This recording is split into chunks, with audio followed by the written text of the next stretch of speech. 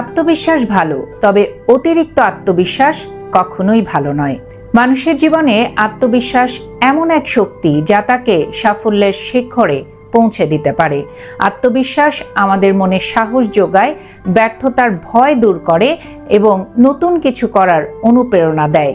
কিন্তু এই আত্মবিশ্বাসী যদি সীমা অতিক্রম করে অতিরিক্ত আত্মবিশ্বাস বা ওভার কনফিডেন্সে পরিণত হয়, তখন সেটি আশীর্বাদ নয়, অভিশাপ হয়ে দাঁড়ায়।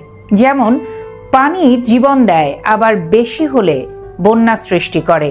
আত্মবিশ্বাসও তেমনি সঠিক মাত্রায় ভালো, কিন্তু অতিরিক্ত হলে ক্ষতিকর। সবাইকে আরও একবার স্বাগত জানাচ্ছি ফিয়াদা টকারে। প্রথমে বুঝে নেওয়া দরকার আত্মবিশ্বাস আর অতিরিক্ত আত্মবিশ্বাসের মধ্যে পার্থক্য কোথায়। আত্মবিশ্বাসী মানুষ জানে সে কি করতে পারে, আবার কোথায় তার সীমাবদ্ধতা। সে শেখার মানসিকতা রাখে, ভুল করলে স্বীকার করে। কিন্তু অতিরিক্ত আত্মবিশ্বাসী মানুষ ভাবে সে সব জানে, তার ভুল হওয়া অসম্ভব। এই মনোভাব মানুষকে ভুল পথে ঠেলে দেয়। উদাহরণ হিসেবে বলা যায়, একজন ছাত্র পরীক্ষার আগে পরিশ্রম করে, পড়াশোনায় মনোযোগ দেয়, প্রশ্নের ধরন বোঝে। সে আত্মবিশ্বাসী, কারণ সে জানে তার প্রস্তুতি ভালো।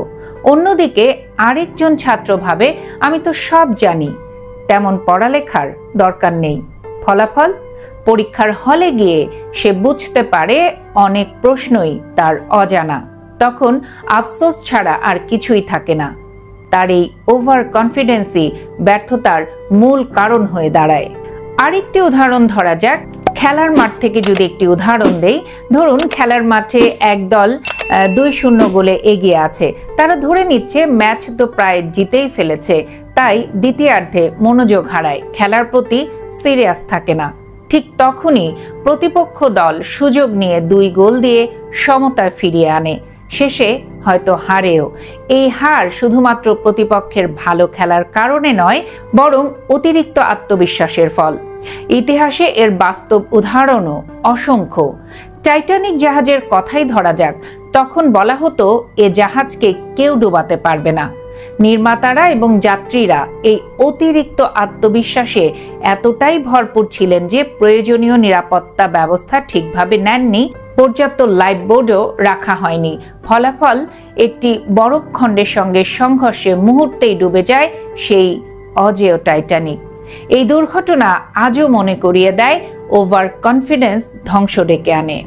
অতিরিক্ত আত্মবিশ্বাস শুধু ব্যর্থতা নয়, চরিত্রগত দোষও সৃষ্টি করে। এমন মানুষ অহংকারী হয়ে যায়, অন্যের কথা শোনে না, পরামর্শ নিতে চায় না। ফলে সম্পর্ক নষ্ট হয়, সহকর্মীদের সঙ্গে দূরত্ব তৈরি হয়। কর্মক্ষেত্রে এ ধরনের মানসিকতা মারাত্মক ক্ষতির কারণ হতে পারে।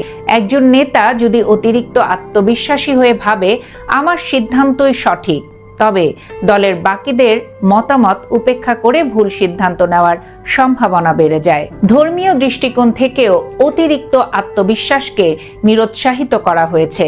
ইসলাম শেখায় মানুষ পরিশ্রম করবে, আল্লাহর উপর ভরসা রাখবে, কিন্তু কখনো অহংকার বা আত্মতুষ্টিতে ভুগবে না।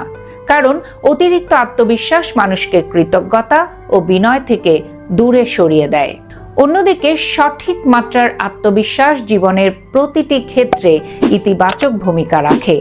একজন ডাক্তার যদি আত্মবিশ্বাস হারিয়ে ফেলে, তবে সার্জারির সময় তিনি ভুল করতে পারেন।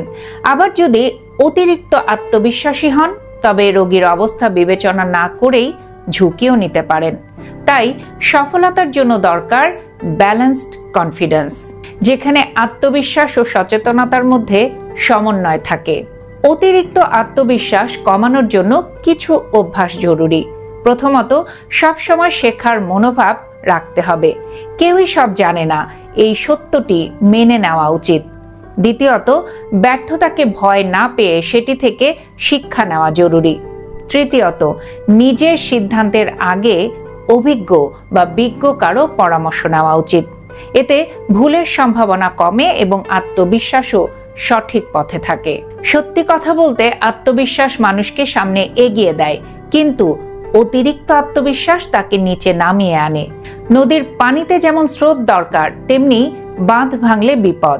আবার জীবনে আত্মবিশ্বাস দরকার, কিন্তু সীমা ভাঙলে ধ্বংস নিশ্চিত।